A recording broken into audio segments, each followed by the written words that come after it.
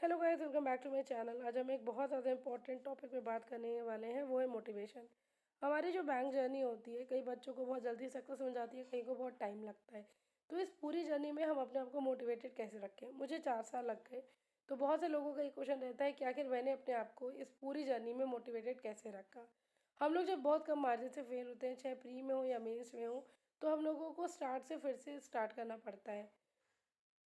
हर चीज़ का बेसिक हम लोग को फिर से अच्छा करना पड़ता है, सारी चीज़ें फिर से स्टार्ट करनी पड़ती है। तो वो बहुत ज़्यादा फ्रस्ट्रेटिंग होता है, क्योंकि इतने क्लोज आके पेपर में अगर आप नहीं निकलते हैं तो फिर से वो एनर्जी लाना अपने में कि आप फिर से सारी चीज़ें शुरू करें, वो बहुत ही ज़्यादा फ्रस्ट्रेटिंग होता है। तो मैं इस वीडियो में आपको बताने वाली हूँ कि आखिर मैंने कैसे अपने आप को इतने टाइम तक मोटिवेटेड रखा। तो मैंने सबसे पहले क्या किया था, योगा। आप दिन का बहुत कम टाइम इसको दीजिए, लेकिन आप दीजिए ज़रूर। मैंने मिनिमम 20 मिनट दिए थे और हर दिन का ये रखा था मैंने। तो इससे मेरा क्या रहता था, मेरी एक आदत बन गई थी और साथ ही साथ मुझे मेंटल और फिजिकल दोनों पीस बहुत मिलता था। आपको एक खुद को सुकून मिलता है कि आपने अपनी बॉडी पे थोड़ा सा काम किया, क्योंकि हमारी जो इतनी बिजी लाइफ होती है, हम लोग जो तैयारी करते हैं, बहुत टाइम ऐसा होता है हम लोग अपनी बॉडी को इग्नोर करते हैं, हम लोग ध्यान नहीं देते हैं। लेकिन जब आप हर दिन योगा करते हैं तो आपको खुद को भी एक अच्छा फील होता है कि हाँ, आज मैंने अपनी बॉडी पे थोड़ा सा ध्यान दिया है। तो आप योगा ज़रूर करिए, आपको उससे बहुत ज़्यादा हेल्प मिलेगी, आपको एक पीस मिलेगा। और बाकी आप जितने भी मोटिवेशनल स्पीकर्स को देख लीजिए, सब कहीं ना कहीं से अपने इंस्पिरेशन ढूंढ के एक उनके अंदर वो मोटिवेशन आता है। तो आपकी लाइफ में आपका इंस्पिरेशन कौन है, वो बहुत ज़्यादा मैटर करता है। सबकी लाइफ में एक इंस्पिरेशन होना चाहिए, और मेरे ख्याल से वो सबका होता भी होगा, और वो है आपके पेरेंट्स। आपके पेरेंट्स से अच्छा, और आपके पेरेंट्स आपकी जितनी भलाई चाहते हैं उतना आपकी लाइफ में कोई भी नहीं चाहता है।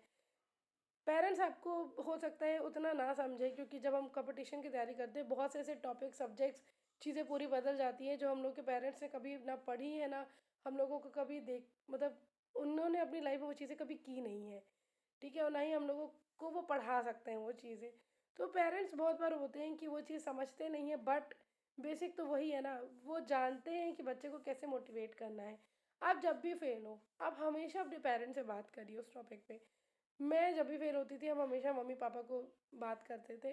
मम्मी मुझे हमेशा मोटिवेट करती थी कि नहीं करो, कर सकती हो, और ऐसा कुछ नहीं है, धीरे धीरे टाइम लगता है बट हो जाएगा। पापा भी हमेशा मुझे मोटिवेट करते हैं कि नहीं करो, अब बेस्ट से बेस्ट लाने की कोशिश करो। अगर तुम आज प्री में 50 ला रही हो तो कल कोशिश करो कि 80% लाओ। तो ये मोटिवेशन आपको सिर्फ और सिर्फ आपके पेरेंट्स दे सकते हैं, और ज़रूर पेरेंट्स से बात करिए। हाँ, उनके लिए भी एक टफ टाइम होता है कि बच्चा सेटल नहीं हो रहा है, लेकिन वो हमेशा आपको मोटिवेट करेंगे, आप बात करिए। और कई बार होता है, कई लोगों का रिलेशन अपने पेरेंट्स से बहुत अच्छा नहीं होता, वो इतने ओपन नहीं होते, तो उनके लिए आपके पास फ्रेंड्स हैं। आपके फ्रेंड सर्कल बहुत अच्छी होनी चाहिए जब आप तैयारी कर सकते हो, सॉरी, जब आप तैयारी करते हो। फ्रेंड जो होते हैं ना, वो आपको बहुत मोटिवेट कर सकते हैं। आपके फ्रेंड्स आपको बहुत ज़्यादा पंप अप कर सकते हैं अगर आपने एक सही फ्रेंड सर्कल चुनी है। मेरे जितने भी फ्रेंड्स हैं, मेरे मुश्किल से 5 फ्रेंड्स हैं जो बहुत क्लोज हैं मेरे, और सिर्फ वो लोग मुझे मोटिवेट ही नहीं करते थे, साथ ही साथ हमेशा मुझे एक इंस्पिरेशन देते थे कि नहीं, जब मैं कर सकता हूँ या इसने किया है या उसने किया है तो तुम भी करो। आप सक्सेस स्टोरीज देखिए, बहुत से ऐसी सक्सेस स्टोरीज रहती हैं जो आपको बहुत ज़्यादा मोटिवेट करेंगी। मैंने भी अपनी लाइफ में 4 साल जब मैंने तैयार की, बहुत मैंने n number of success stories देखी है। मैंने इतनी सक्सेस स्टोरीज देखी है, हर सक्सेस स्टोरी मैंने देखी है आज तक।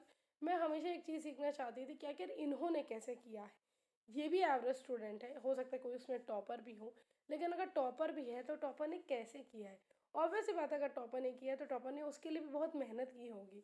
तो मैं ये हमेशा देखती थी कि सक्सेस स्टोरीज में लोगों ने कैसे किया है। आप ये 4 चीज़ फॉलो करिए, और उसके बाद सबसे बड़ी मोटिवेशन आपके खुद के अंदर की है, सेल्फ मोटिवेशन। अब ये मैटर करता है कि सेल्फ मोटिवेट कैसे रहें।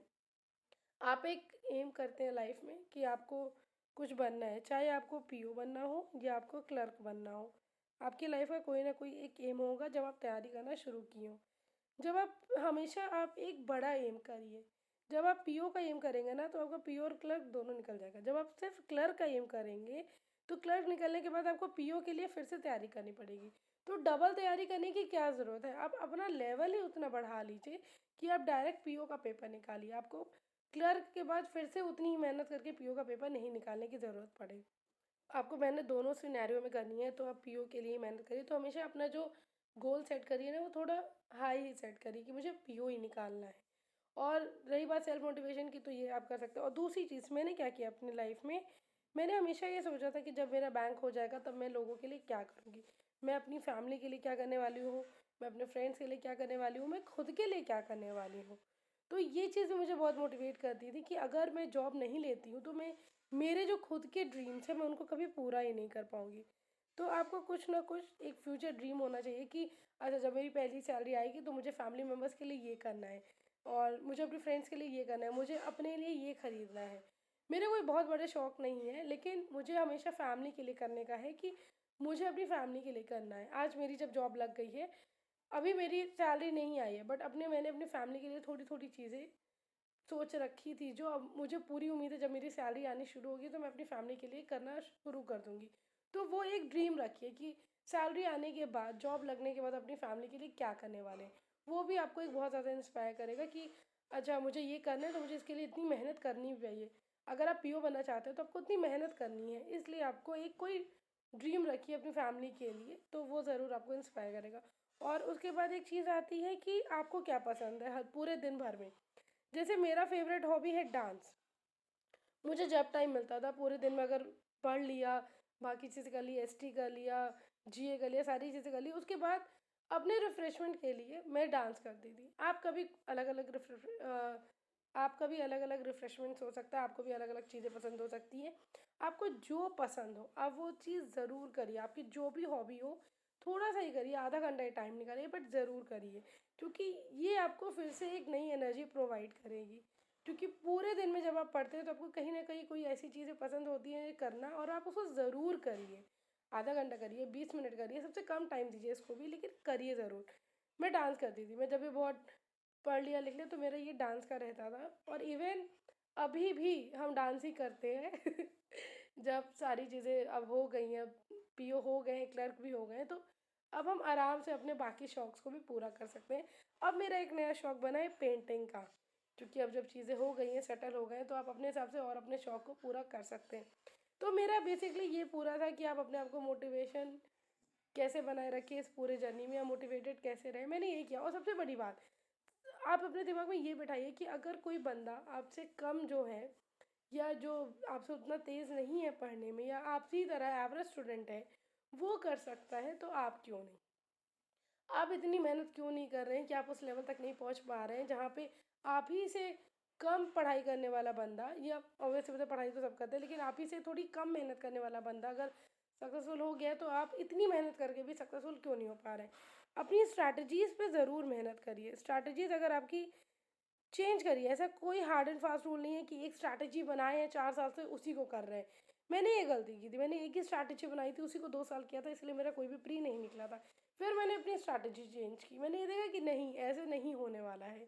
फिर स्ट्रैटेजी चेंज करते फाइनली हो गया। स्ट्रैटेजी आप 3-4 बार चेंज करेंगे, आपको समझ में आ जाएगा आपके लिए वर्क कौन-सा कर रहा है। तो ये भी बहुत इंपॉर्टेंट है मोटिवेशन में कि अगर आप एक ही स्ट्रैटेजी फॉलो कर रहे हो और आप नहीं सक्सेसफुल हो रहे, इसका मतलब आप कुछ गलत स्ट्रैटेजी अपना रहे हैं। और सबसे बड़ी चीज़ होता है, लोगों को क्या लगता है कि उनको सब कुछ आता है।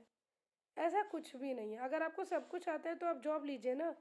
सब कुछ किसी को भी नहीं आता है। जो भी सक्सेसफुल हो गए उनको भी इवन नहीं आता है। बहुत रेयर होंगे जिनको अभी भी सब कुछ आता होगा। तो ये सब कुछ वाला ना आप कभी भी कवर मत करिए। जैसे मुझे कोडिंग डिकोडिंग अभी भी नहीं आती है, तो ज़रूरी नहीं है कि मैं अभी भी उसमें अपना टाइम इन्वेस्ट करूँ। मुझे नहीं आता, नहीं आता, मैंने छोड़ दिया। लेकिन मैंने बाकी टॉपिक्स में अपने बहुत अच्छा किया। तो ये स्ट्रैटेजीज़ वहीं आपके आ जाती हैं। ये सारी चीज़ें आपको एक साथ ही मोटिवेट करती हैं अपने सक्सेस पाने के लिए, अपनी लाइफ के गोल्स को पाने के लिए। तो मुझे पूरी उम्मीद है आपको इससे कुछ ना कुछ थोड़ा बहुत इंस्पिरेशन मिलेगा, और प्लीज़ अगर आपको इंस्पिरेशन मिला है तो उसके ऊपर वर्क ऑन करिए, अपने लेवल को बढ़ाइए और अपनी जॉब लीजिए। Thank you.